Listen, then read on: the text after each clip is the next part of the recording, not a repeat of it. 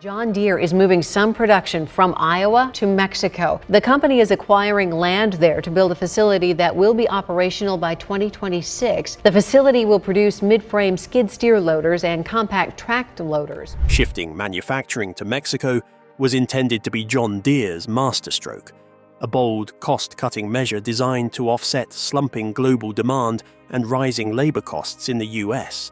But instead of stabilizing the iconic brand, the move detonated a firestorm. Within weeks, John Deere found itself cornered by a perfect storm. Furious American workers facing layoffs, escalating threats of punitive tariffs, and an international consumer revolt fueled by years of frustration over right-to-repair restrictions. This is the story of how greed and relocating to Mexico destroyed John Deere in just 3 weeks. Relocation of loader production to Mexico. We need to move back in time, almost a year back. In June 2024, Deere and Company formally announced it would relocate production of mid-frame skid steer loaders and compact track loaders from its long-standing Dubuque Works facility in Dubuque, Iowa, to a new $55 million plant in Ramos Arizpe, Nuevo León, Mexico.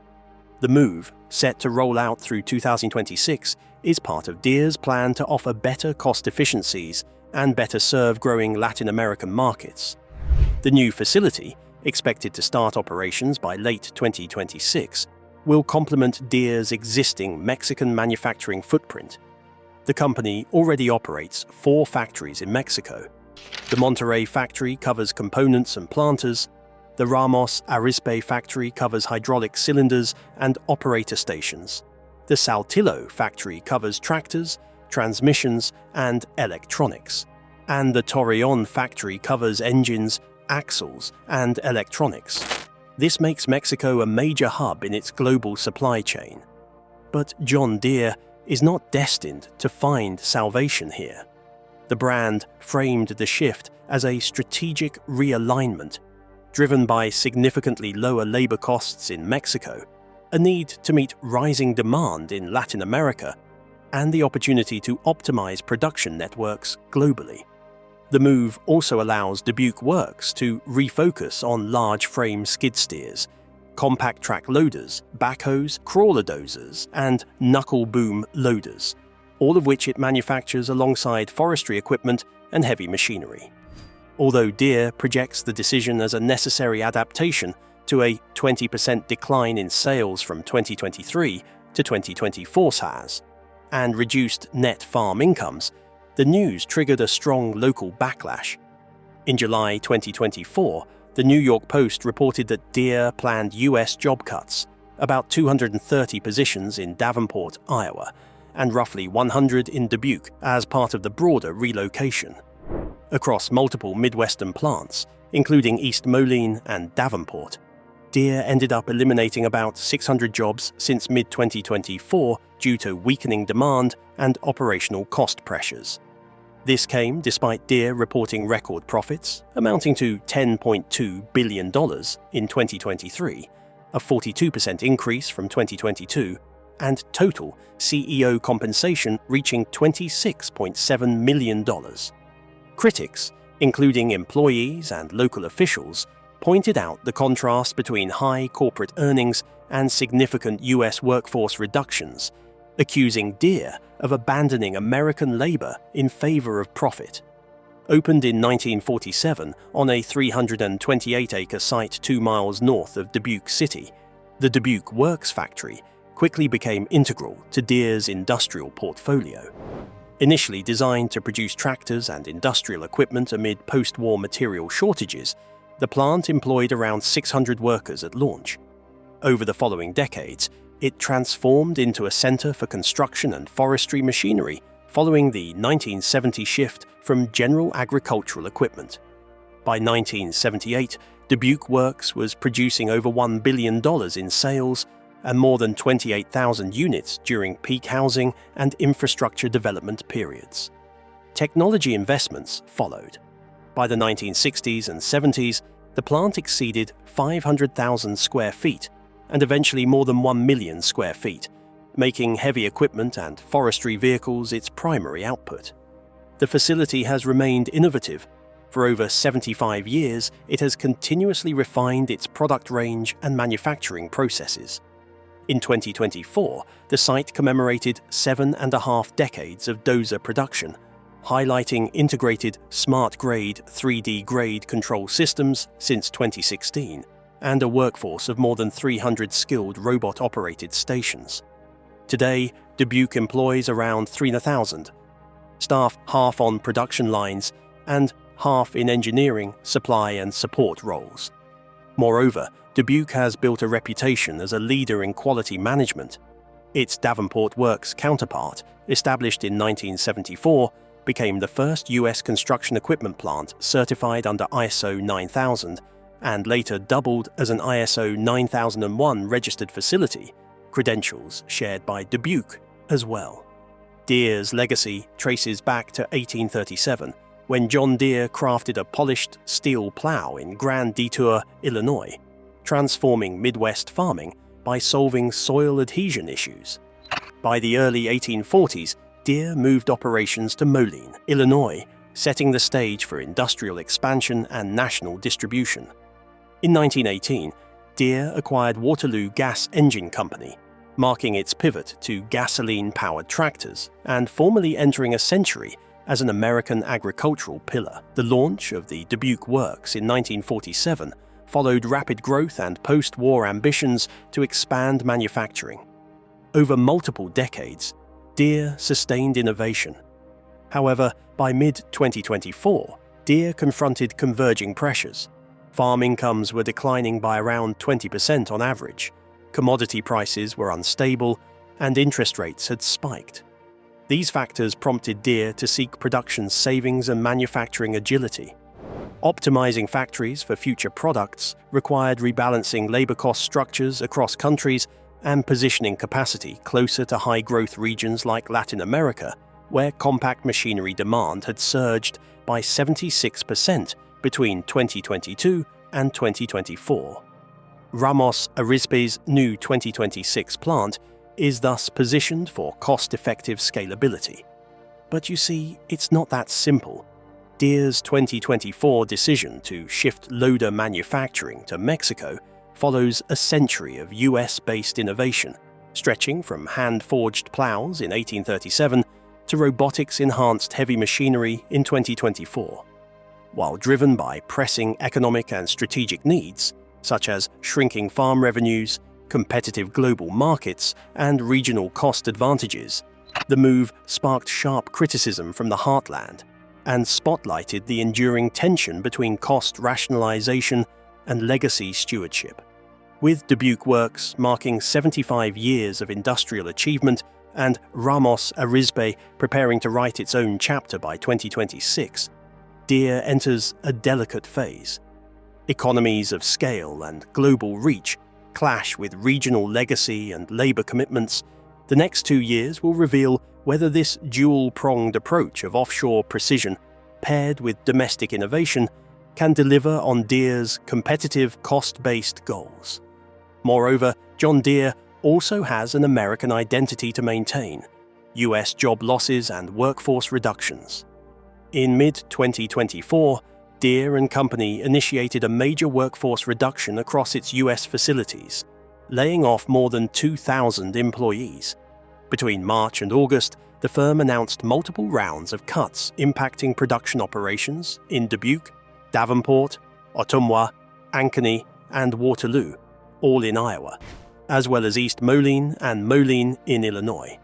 In one round, effective July 30th, the company notified about 610 hourly workers that their roles were being eliminated: 280 at Harvester Works in East Moline, 230 at Davenport Works, and 100 at Dubuque Works. Deere's rapid announcements followed tremors in the market. Iowa alone shed 1,102 jobs across Deere's network, including its offices and plants in Waterloo, Ankeny, Davenport, Dubuque, Johnston, and Urbandale, with an additional 103 employees at the Ottumwa plant opting for early retirement in June. According to Warren filings, further reductions came from Waterloo, with 345 positions cut in September, Davenport, and Dubuque, with 99 and 211 cuts respectively in August, and 112 layoffs in Waterloo and 80 in Davenport during early January 2025. But why? What drove these cuts? Deere attributed the layoffs to weakening global demand for tractors and farm machinery. In its second quarter ending April 28, 2024, net income dropped to $2.37 billion from $2.86 billion a year earlier, and Deere expressed caution about the remainder of fiscal year 2024, projecting a 20% decline in industry sales. The company further reported a 17% fall in quarterly revenue, from $15.8 billion to $13.15 billion, and a 42% plunge in net income by the third quarter of 2024. Although John Deere reported a record $10.2 billion in net income in 2023, a 42% increase from 2022, the firm moved aggressively to adjust labor costs and prevent inventory buildup from unsold equipment. The layoffs prompted sharp backlash from the manufacturing communities they touched.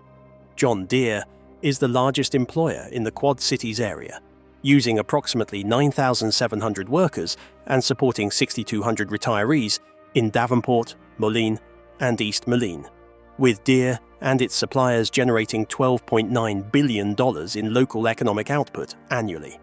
Farmers, unions, and local government officials criticized the job cuts. One longtime Harvester Works employee in East Moline told The Guardian, "The only reason for Deere to do this is greed," pointing out that the company had reported over $10 billion in profits and spent $7.2 billion on stock buybacks in 2023. Several workers in Ottumwa accepted early retirement offers, 103 employees in June 2024, as part of the reduction plan. A former employee told local media that losing Deere jobs would devastate communities like Ottumwa, a town of just 28,000 residents with few alternative employers. In Des Moines and across Iowa, local unions and elected officials voiced concerns that the cuts signaled a retreat from U.S. manufacturing. Deere's defense, that layoffs were rooted in global market weakness and not relocation, did little to quell resentment. Community concerns intensified when reports linked workforce cuts to Deere's announcement of relocating production of mid-frame skid steer and compact track loaders to a new $55 million Mexico facility by 2026, as noted earlier.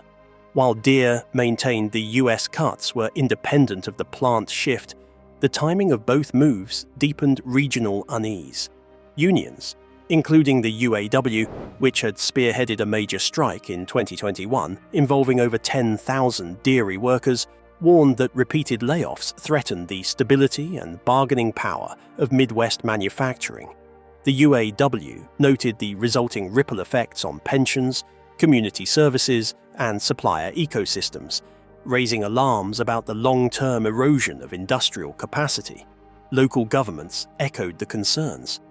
Officials in Dubuque, Davenport, Waterloo, and East Moline emphasized the need for assistance, whether in retraining programs or investment incentives, to help displaced workers adapt.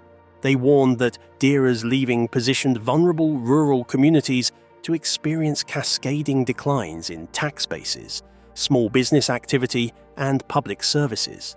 To cushion the blow, Deere offered layoff packages including supplemental unemployment, pay up to 95% of net weekly wages for up to 26 weeks, followed by transitional assistance covering 50% of average earnings for up to 52 weeks, profit sharing for those with a year of service, continued healthcare for at least 6 months, and employee assistance program access. Despite the economic pressures, Deere pledged a long-term commitment to U.S. manufacturing. In 2024, it reaffirmed its $20 billion plan to modernize 60 U.S. plants in 16 states, retaining high-skilled jobs while aligning production networks with evolving global demand. The company also noted that heavy construction machinery and large frame equipment, such as its flagship 7R, 8R and 9R tractors, would continue to be built in Waterloo and other US sites. By early 2025, additional layoffs continued. On January 3rd, 112 positions were eliminated at Waterloo, 80 at Davenport, and plans were announced to shed another 75 jobs at Ottumwa later in the month. Cumulatively, Deere had shed 2,067 personnel throughout 2024 across facilities in Iowa and Illinois. From 2015 to early 2025, Deere reduced its workforce by more than 4,500 positions in the US. For these employees, this is betrayal. Analysts highlight Deere's actions as reflective of broader challenges facing US manufacturing, particularly in agriculture-related heavy industries, where labor costs, tariff pressures, commodity price cycles, and interest rates converge. One Iowa state economist noted that while farm equipment sales are historically cyclical, global disruptions such as inflation, Ukraine's grain exports, and trade dynamics have deepened the downturn, compressing demand through at least 2025. These workforce reductions have triggered economic anxiety in the Midwest, prompting union mobilization, community activism, and governmental concern.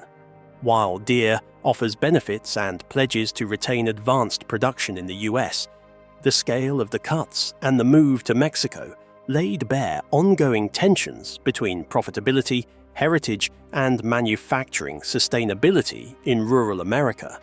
Of course, the company understands they can't just jump ship like this. So, they are investing in damage control. Continued US manufacturing commitment. John Deere reaffirmed its deep roots in US manufacturing on June 7, 2025, with a bold and timely announcement. Over the next decade, the company will invest $20 billion in domestic manufacturing upgrades. This move follows scrutiny surrounding workforce reductions and the relocation of some loader assembly work to Mexico, signaling a definitive recommitment to its American operations. The commitment comes at a moment of volatility for Deere. Despite cyclic downturns in farm machinery demand and strategic offshoring of select loader production, Deere continues to assert that long-term growth and technological innovation remain anchored in its US footprint. With more than 30,000 employees across 60 facilities in 16 states, Deere emphasizes that its future lies in American skilled labor and advanced production. Since 2019, John Deere has invested more than $2.5 billion into upgrading and expanding its US manufacturing infrastructure, reinforcing its claim of long-term commitment to domestic production despite growing globalization. This wave of capital improvements is grounded in strategic responses to technological innovation, supply chain stability, and growing demand for more advanced agricultural machinery. One of the most prominent examples is in Waterloo, Iowa, where Deere introduced a new assembly line specifically for its 9RX high-horsepower tractors. This initiative supports the rising global demand for large-scale, high-efficiency agricultural tractors critical to commercial food production. The 9RX series is designed for heavy-duty operations and is considered a technological benchmark in its class. This upgrade boosts Deere's production capabilities while anchoring the town's identity as a core site for Deere manufacturing. Dating back to 1918, when the company acquired the Waterloo Gasoline Engine Company. In East Moline, Illinois, Deere's harvester works underwent a massive $48 million renovation spanning 385,000 square feet. This physical overhaul was complemented by an additional $101 million investment into robotics, laser welding technology, and ergonomic improvements tailored for precision manufacturing. These upgrades are crucial in supporting the production of Deere's flagship X9 combine harvester, a machine praised for its harvesting capacity and fuel efficiency. The site, established in 1912, remains one of Deere's oldest and most technologically advanced facilities. Meanwhile, in Des Moines, Iowa, Deere invested over $40 million to expand its large sprayer facility by 138,000 square feet. This expansion is central to the company's development of see and spray technology, a precision agriculture system that uses computer vision and machine learning to target individual weeds and reduce herbicide usage.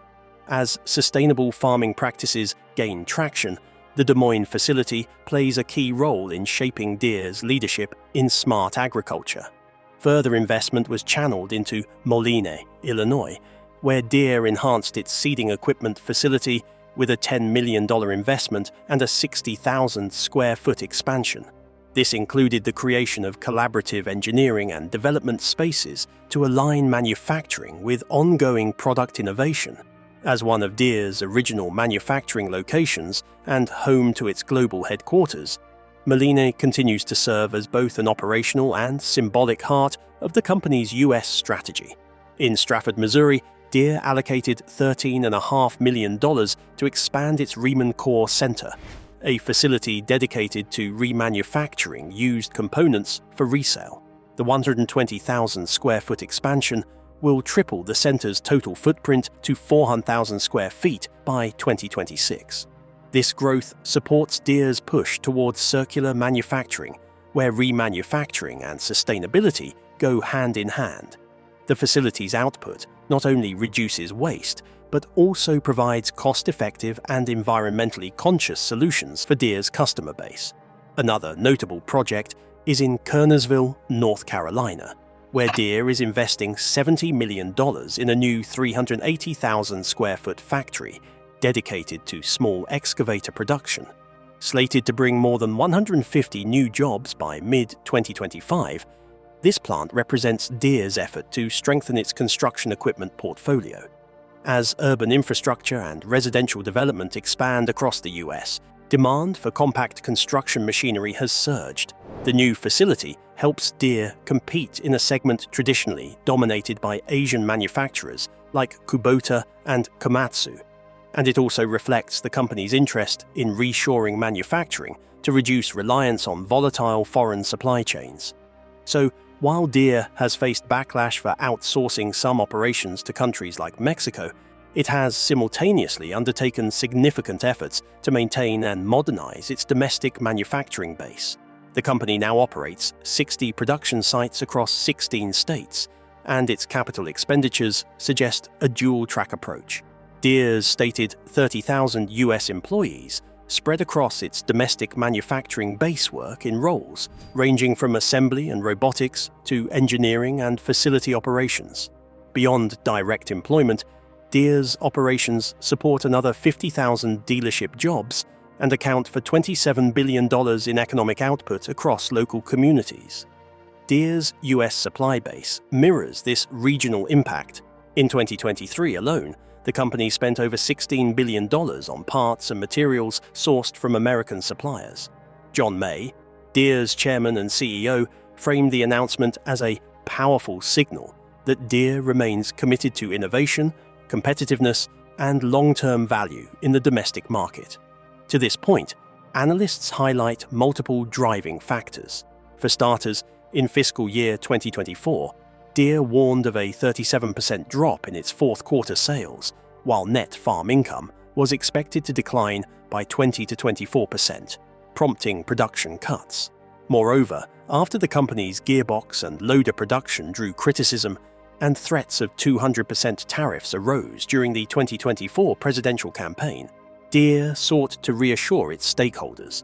Deere also described the strategy as repositioning US facilities for high-value, high-technology manufacturing, while less complex operations, such as cab assembly, migrate to Mexico. The company insists that offshoring loader assembly to Mexico represents only a fraction of its US sales, with less than 5% of US production now coming from Mexico. Meanwhile, 75% of American sales are built domestically.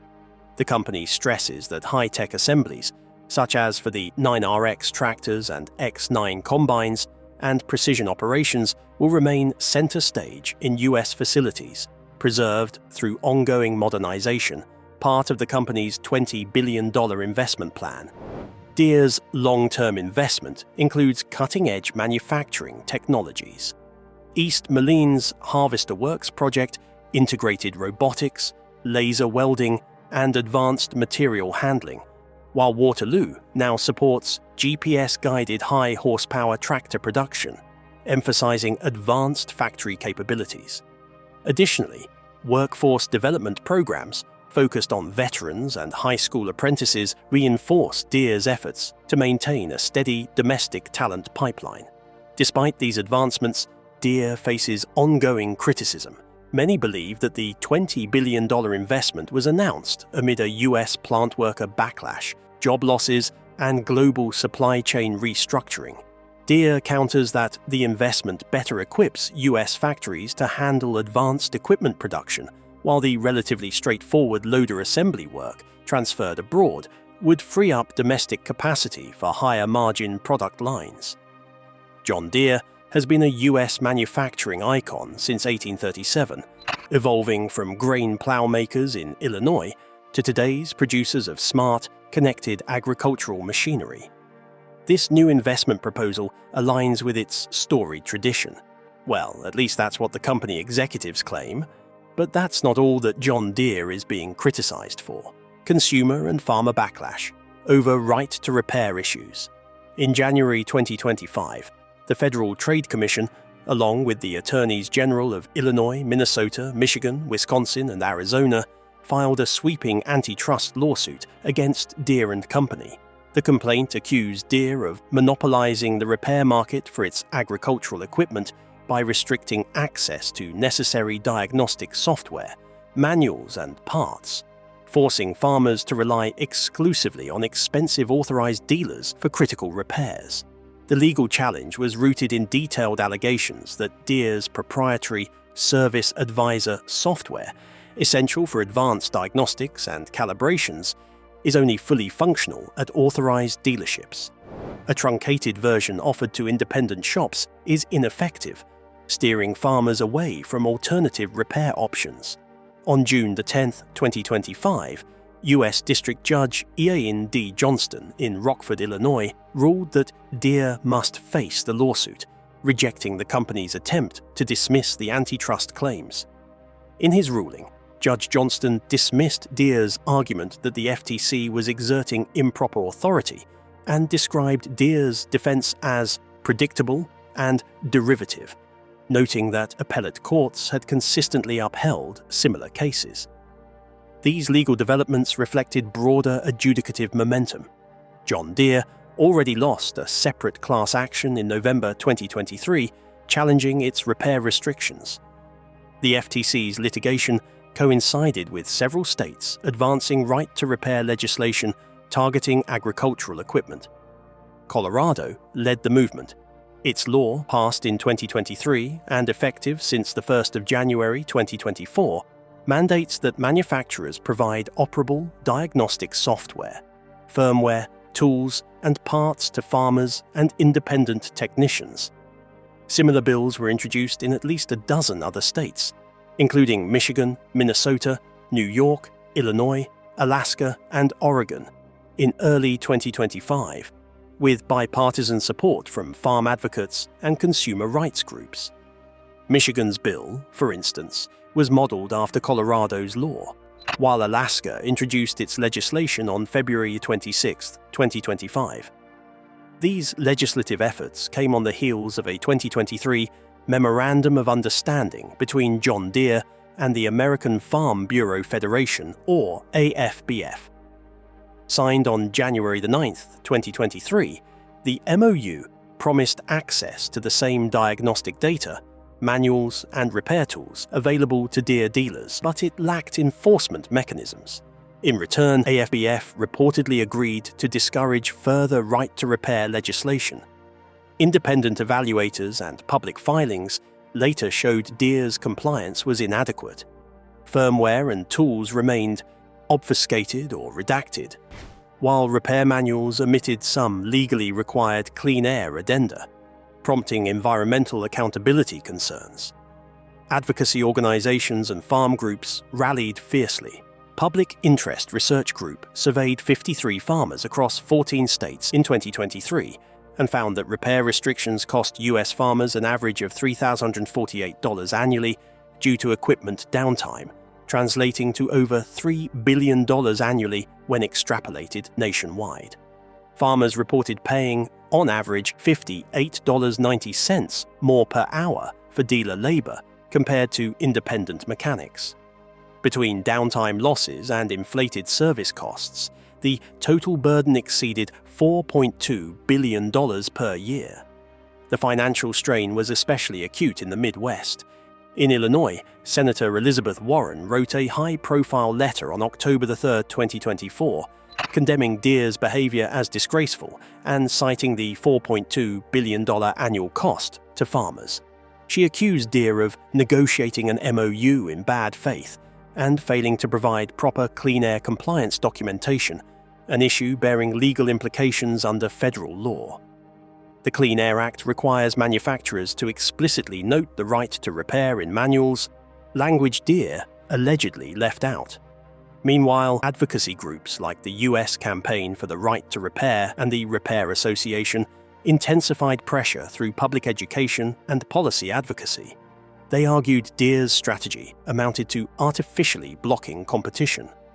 One Repair Association statement noted that Deere had made promises as far back as 2018 that never materialized, prompting coordinated right-to-repair bills in at least 30 states since 2022. Within farming communities, frustration boiled over. Many farmers reported turning to unofficial firmware tools, including Ukrainian firmware hacks, to regain control over their equipment. According to first-hand reports on Reddit, one Iowa farmer stated, "When crunch time comes and we break down, most all the new equipment requires a download to fix it." These workarounds highlighted a growing perception that Deere was monopolizing not only parts and servicing, but even software access to farm machinery. Public pressure was further magnified by DOJ and FTC investigations. In October 2024, the FTC launched a broad inquiry into Deere's practices, prompted by complaints from PRG, unions, farmers' union chapters, and state AGs. That same month, Senator Warren and Democratic state representatives heightened scrutiny with documentary evidence illustrating how Deere is obstructing independent repair. Deere defended its stance by emphasizing product quality, emissions compliance, and protecting intellectual property.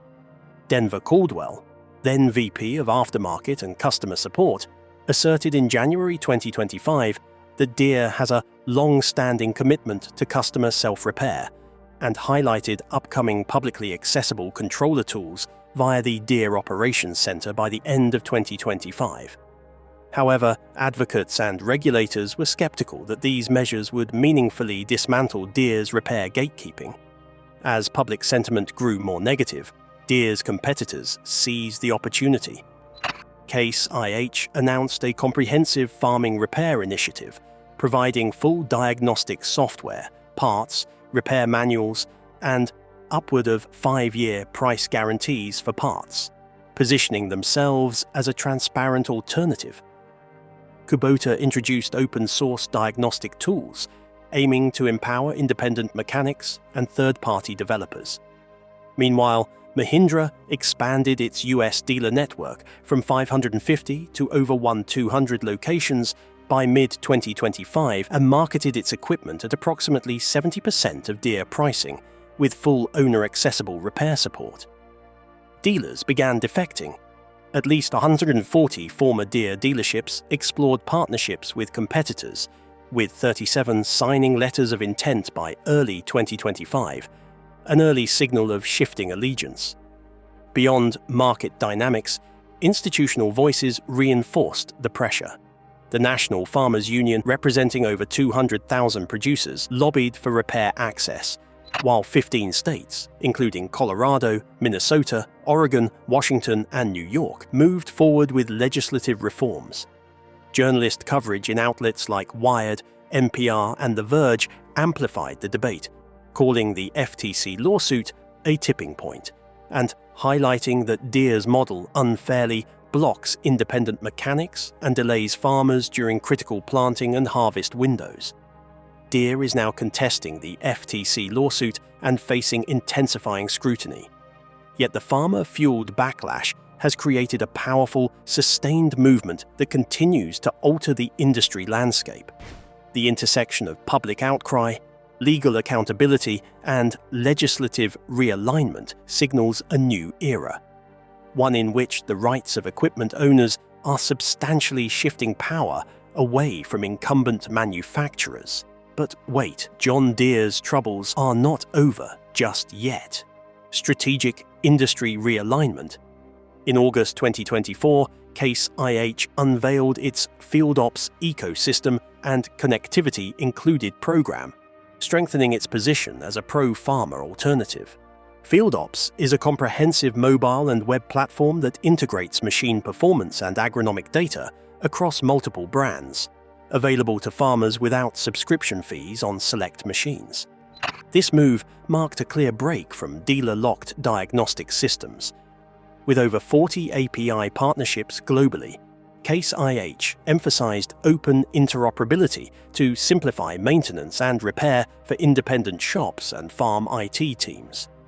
Parallel to this, Kubota signed a Memorandum of Understanding with the American Farm Bureau Federation on May 22, 2023, pledging full access to diagnostic tools for farmers and independent repairers, including firmware, service manuals, and parts catalogs. Kubota also committed to selling or leasing its KOBD ACE diagnostics tool directly to end users. This initiative covered approximately 70% of US agricultural machinery. Also, as noted earlier, Mahindra has made its presence felt by aggressively expanding its US dealer network from 50 to over 1,200 locations, a rapid expansion intended to match competitor reach. This network supports its OJA compact subcompact tractors, introduced in January 2024, positioned at roughly 70% the price of Deere machines, and marketed with full owner control and unrestricted repair access. As these alternatives champion openness and affordability, many formerly Deere-aligned dealerships have begun switching allegiance. Moreover, farmers are increasingly unwilling to tolerate Deere's repair limitations during peak seasons, while competitors offer tools and policies that resonate with independent repair shops. Kubota's transparent diagnostic access and Case IH's fully integrated fleet data solutions attract users seeking control, agility, and technological ease of use. Customer perception is shifting fast. A 2023 Pied Piper survey revealed Mahindra dealers scored highest in internet lead responsiveness, highlighting a stark improvement compared to Deere, which fell to 5th place among major compact tractor brands. Crucially, these competitive moves directly respond to the right to repair movement. This strategic industry pivot is exposing John Deere's vulnerabilities. If things continue like this, Deere could see shrinking market share, weakened dealer networks, and declining brand equity. Well, that's it for now. Thanks for watching. Did you like this video? If you did, please consider liking, dropping a comment, and hitting the subscribe button so that you don't miss out on our new uploads. Also, don't miss this video you see on your screen right now. It's truly unbelievable.